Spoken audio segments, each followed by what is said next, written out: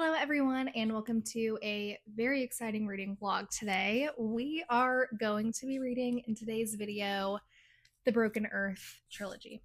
Now, I have had my eyes on this trilogy for such a long time, like such a long time. When I was making my list, prioritizing the fantasy series that I wanted to get to this year, this was definitely one of the first ones that I thought of. And I have already gotten into this a little bit, and it is going so well. So if you don't know, and also sorry if the lighting is changing, the weather's been really weird here. So sorry about that. If you don't know, the Broken Earth trilogy is probably better known by the name of its first book, which is the fifth season. This is a sci-fi fantasy story taking place in I want to say like a post-apocalyptic world. Like this is definitely post-apocalyptic to me, where the Earth is essentially in this continuous cycle of having a season in which the planet is essentially trying to kill everything that lives on it, essentially.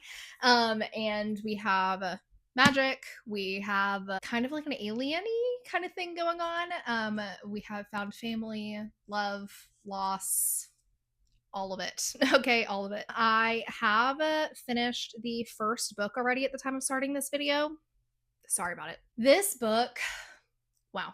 Like, let me just say something real quick about N.K. Jemisin. I love her writing. Okay. And I love the story. So many times when I was told about reading this book or watched videos, TikToks, all the things, the number one thing that I always hear about the series is that you are going to be confused. And that's fine. It wasn't like I kind of wanted to be confused though, if that makes any sense. Like I love reading a fantasy where it's like you kind of feel like you're expanding your brain a little bit to understand what's going on. I don't want to say that to intimidate you, but I will say that her writing does rely heavily on the intelligence of the reader and of you paying attention. Like your brain has to be on, and then once you're in it and once you get to it, it really kind of clicks. I will say that she does a fantastic job of showing, not telling. Like, genuinely, it's all show, none of it's tell. Like, there are certain words that she has made up that, fantasy authors make up words that you never get the definition for. Like, the definition is never in the internal monologue, which we'll get to that in a second. But you just learn what it is through context clues of them using the word multiple times. It's so interesting to me. It is such a fascinating way of getting into the story. I have been really intrigued by it. The first book, I gave a rating of 4.25 and immediately had to pick up the next book. The writing we've already established is fantastic. The storytelling element of this is crazy. It is so good. We are in three very distinctive points of views. You never get confused by, which head you're in. Our narrator, I just don't even know what to say about that. So good. The narration style is so good, so intriguing, so different. So different. I loved the found family in this.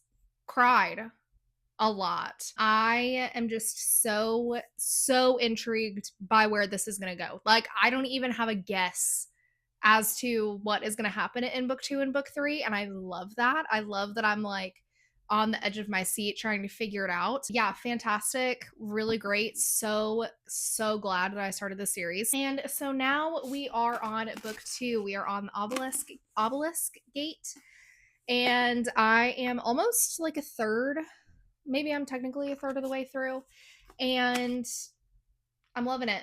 I'm so intrigued where I just don't even know what to say other than that I'm so excited to read more. I'm so excited to read more. This story is just so unique. Like, I genuinely don't even know how to describe this story and the different elements in it, because I also feel like you should go into this knowing next to nothing. I'm jazzed. Okay, I'm ready.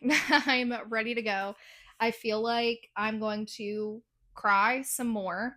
I will say what's so interesting is that this trilogy, all three of these books individually won the Hugo Award, which I don't know has ever happened before. Like, I think that this was the first trilogy to win all of those, which is really impressive. Let's go read some more because all I can do is think about this book.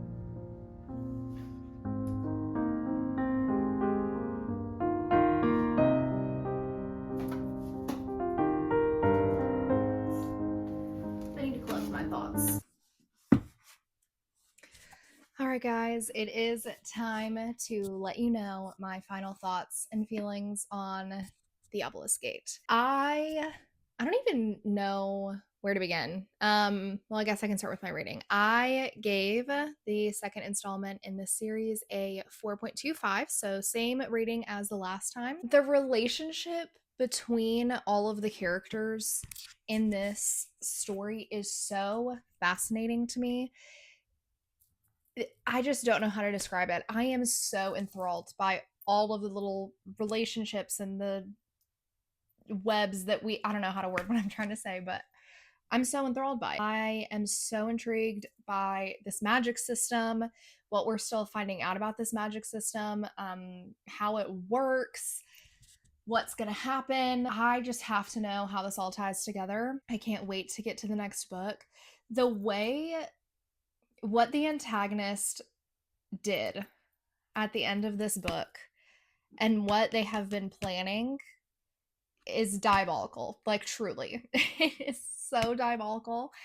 And I cannot wait to see how it pans out.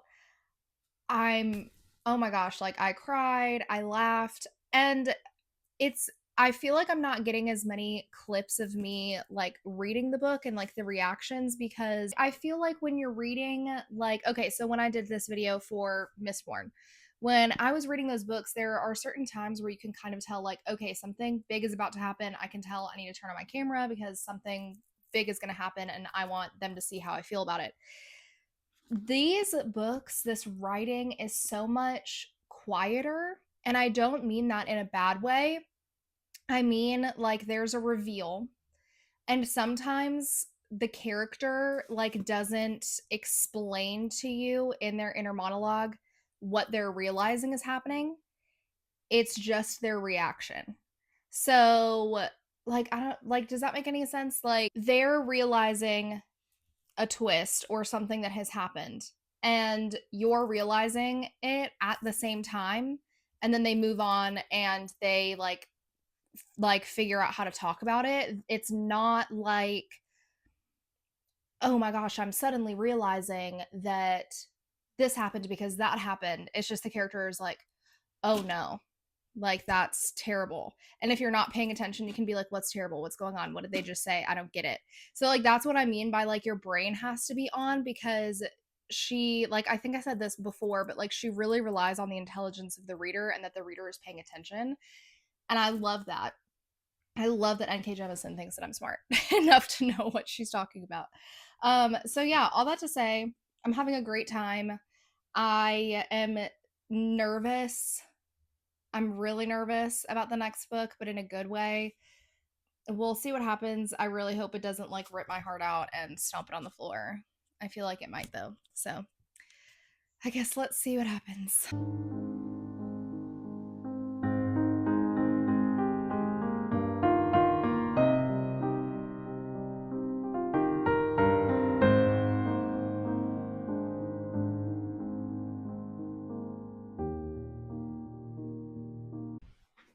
All right, you guys, I do in fact have an update. We are halfway through The Stone Sky. I just got back from hosting book club. Our lighting's weird in here a little bit, but I have just been so enthralled that I have forgotten to film me reading this book, because the second that I start, I am just so entranced. And I was trying to hype up this series to one of my friends at work today. I was telling her that when she's ready for like a high fantasy journey, this is going to be perfect for her. I know her reading tastes really well. I think this is going to be great. And me talking about this book, and I was only talking about the first one, talking about this series to her, I oh my God, I love it. I love this series. I love this book. The way that her brain works in writing this is truly astounding to me. Like, it is so impressive. The things that her brain can make up, the way that her brain works when she's telling a story is so impressive. Is so impressive. It makes complete sense to me how this is the first series in history where every single book has won the Hugo Award. It makes total sense. I'm loving it. We are on page 256 of like almost 400. So I have a little less than 150 pages left. Feel like I'm going to miss hearing these characters' perspective when it comes time to end this. I am so like, there's already a pretty big reveal at the very beginning of it, unless I'm an idiot and it was kind of implied in the obelisk gate and I just didn't catch on.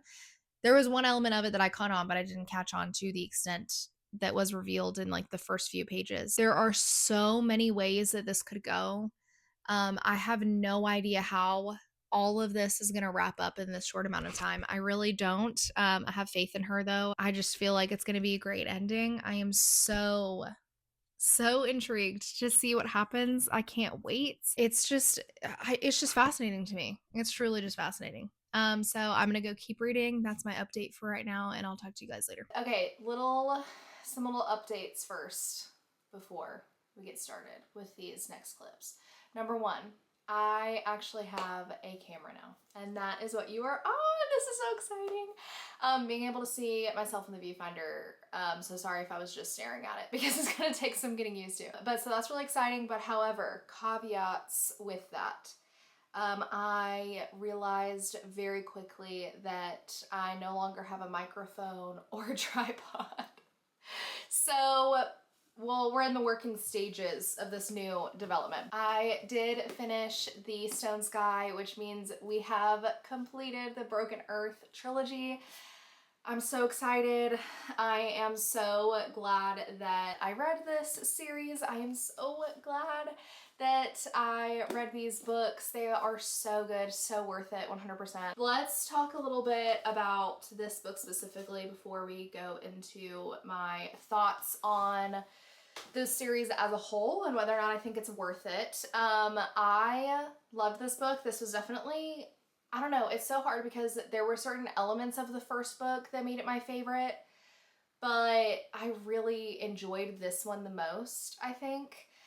The ending, I loved the ending. I loved the last like 2 pages. It was exactly what I wanted to have happen. So I was super excited about that. And yeah, I just really enjoyed it. I really liked it. I really liked how everything went down. I felt like it was realistic, I guess you could say. I mean, for a fantasy series, as realistic as you can get.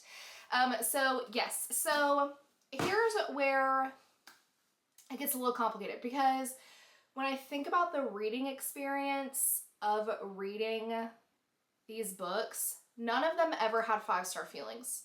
But when I think about like the technicality the imagination, the like everything that this author had to have to produce this series and these books and to produce them well, and not even just well, but like fantastic, makes me feel like it's a 5-star series, but I never got the 5-star feeling. I like don't know how to describe it. It's so odd. I don't know how to describe it.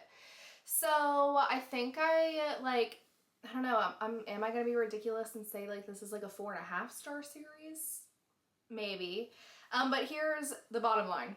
This series is not going to be for everybody, but I do think that everyone should try it to see if it's for them. I think that everyone should take a crack at it. I think that everyone should attempt it, but I'm very aware that not everyone is, it's not going to be everybody's cup of tea. The next fantasy series that you guys are going to see me read is going to be The Bone Season. I am so excited about this. You have heard me probably rave about Samantha Shannon on this channel. I love her. I'm obsessed with her. And I was like, how on earth have I never read this? And then I found out that it's like inspired by Greek mythology, which is one of my favorite things ever. So I'm have extremely, extremely high hopes for this. And we're gonna start this one next. So yeah, that's it for today. Thank you guys so much for coming on this journey with me, and I'll see you guys next time.